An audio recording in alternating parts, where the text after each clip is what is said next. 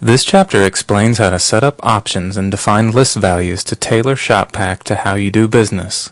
Since ShopPAK and ProjectPAK share data, and we define many of these shared objects in ProjectPAK, we first start in ProjectPAK. For example, we define departments and operations in ProjectPAK. ShopPAK uses department for scheduling, tracking progress, and job costing. A department is best described as a work center within your shop.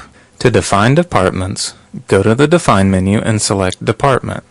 This displays the Department List dialog box. Define the different departments that a job flows through. Click New to create a new department. Type the name and give it a sequence number. Sequence number is very important because the ShopPAK scheduler uses it to establish the sequence that work flows through the shop. Once you've entered all of your departments, click OK to close the dialog box.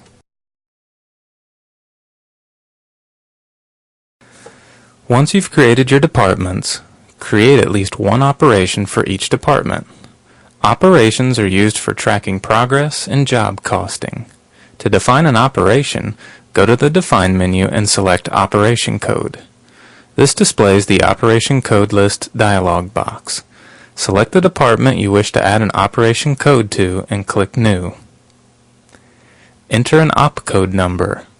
ProjectPAK ensures every opcode number is unique. It's a good practice to break different departments' opcodes into multiples of 50 or 100. In other words, the first department's opcodes might have numbers between 0 and 49, and a second department's opcodes would be 50 to 99. Also, leave room for future expansion by creating opcodes in multiples of 5. Enter a description and select the appropriate category. Refer to Chapter 4 of the ShopPAK User's Guide for an in-depth explanation of setting ShopPAK options and defining values. Now that we've defined departments and operation codes, we need to map them to corresponding library items. This is a very important step since it ties ProjectPAK estimated labor with actual labor captured inside ShopPAK. To assign a default department and operation code to a library item, open the library item. Select the ShopPAK sub-tab and choose the correct department and opcode.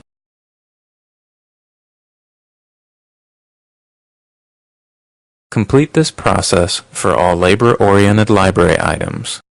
Ideally, each distinct library labor item should have a corresponding and unique operation code. This makes it easier to compare estimated budgets with job actuals. When defining operations, make sure they equate to a logical unit of work on the shop floor. If you define too many codes, employees will have a difficult time choosing the appropriate operation code when logging time. Now let's set up ShopPAK list values. ShopPAK has a number of list fields that you set up with the values that are relevant for your business. You'll find these list fields under the Define menu. Select the first one labeled Job. Job status is a very important field for tracking jobs and producing reports. If you want to automatically keep ProjectPAK project status in sync with its corresponding ShopPAK job status, make sure the ProjectPAK project status values exactly match the corresponding ShopPAK job status values. Job type is used to categorize costs and profitability across different types of jobs. Define job types that make sense for your business.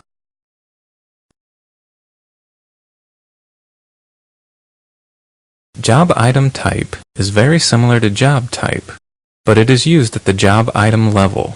Use job item type to categorize the different kinds of job items that make up your jobs.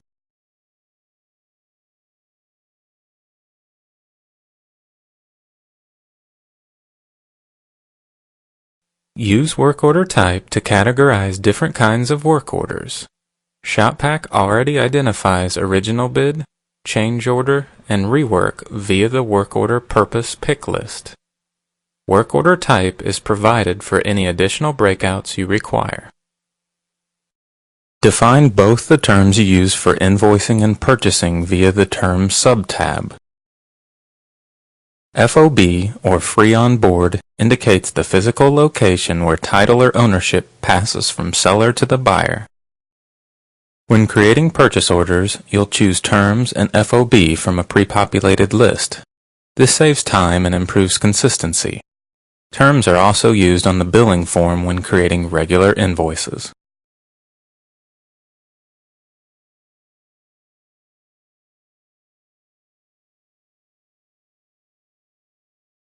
Define the ship via values that you typically use.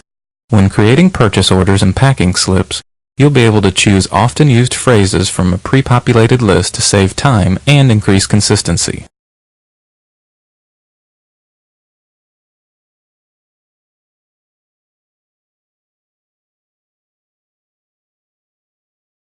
ShopPAK generates 4 types of documents: work order, purchase order, packing list or shipping ticket, and regular invoice.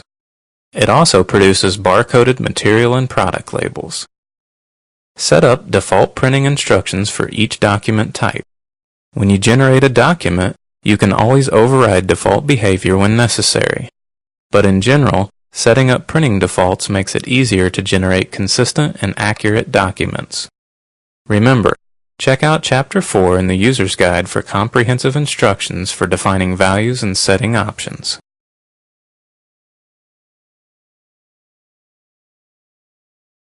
The bulk of the global setup options are grouped in one tab dialog box called ShopPAK Options. Options are organized into functional areas to make them easier to define and maintain. The first tab, Job, lets you set up global default settings for a new job. For instance, if every new job should start with a specific job status, job type, job item type, or work order type, these can be selected via the Initial Values drop-down lists. Note: these lists are populated by the values entered earlier under the Define menu under Job, Job Item, and so on.